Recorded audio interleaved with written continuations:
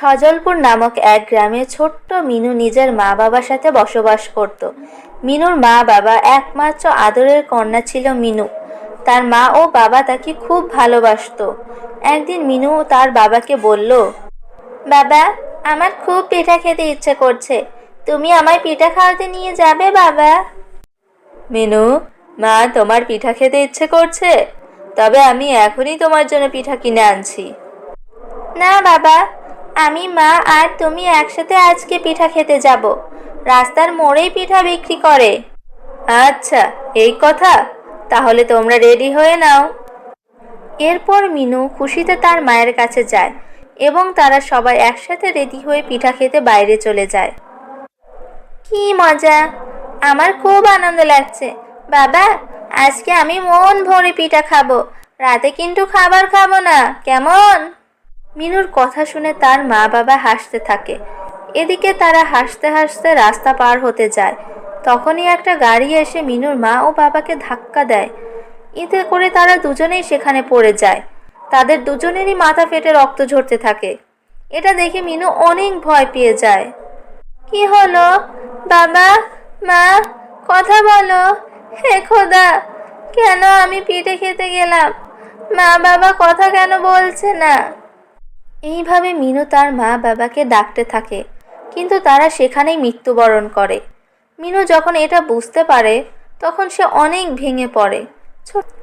সে কোনো মতে তার মা বাবার মৃত্যুর শোকটা কাটিয়ে ওঠে।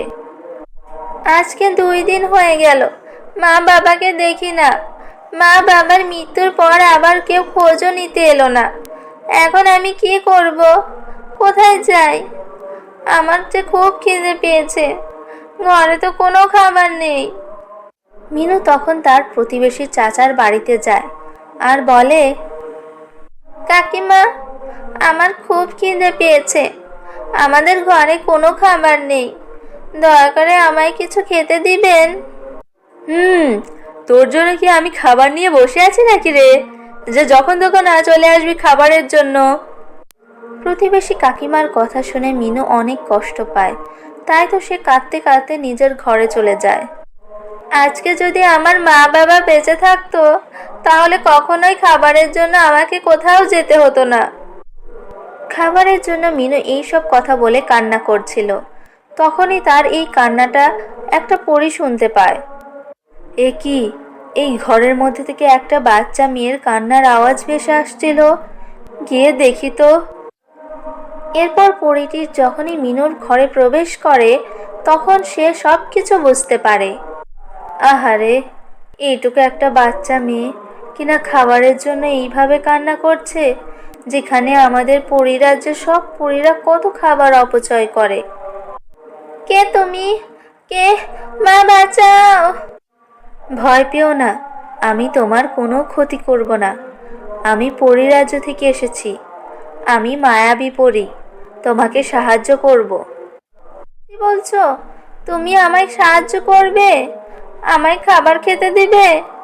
জানো পরী, আমি পিঠা খেতে অনেক পছন্দ করি, কিন্তু এই পিঠা খেতে যেয়ে আমি আমার মা বাবাকে হারিয়েছি। আমি সবটা জানি, তোমাকে দেখা মাত্রই আমি সব কিছু জানতে পেরেছি। চিন্তা করো না, আমি এখনই তোমাকে পিঠা এনে দিচ্ছি। এরপর পরী জাদু করে সেখানে অনেকগুলো পিঠা প্রকট করে। এত পিঠা? হ্যাঁ, এই সব পিঠা তোমার। আজকের পর থেকে তোমার ঘর থেকে কখনোই পিঠা ফুরাবে না। এই ঝুড়িটা দেখেছো? এই ঝুড়ি থেকে তুমি যত পিঠা নিবে, ঝুড়ি তোমাকে তত পিঠাই দিবে। পরীর কথা শুনে মিনু অনেক খুশি হয়। তবে আজ আমি আসি, আমার অনেক দেরি হয়ে গেছে। তোমার মতো অনেক অসহায় মানুষকে আমাকে এখনো সাহায্য করতে হবে যে।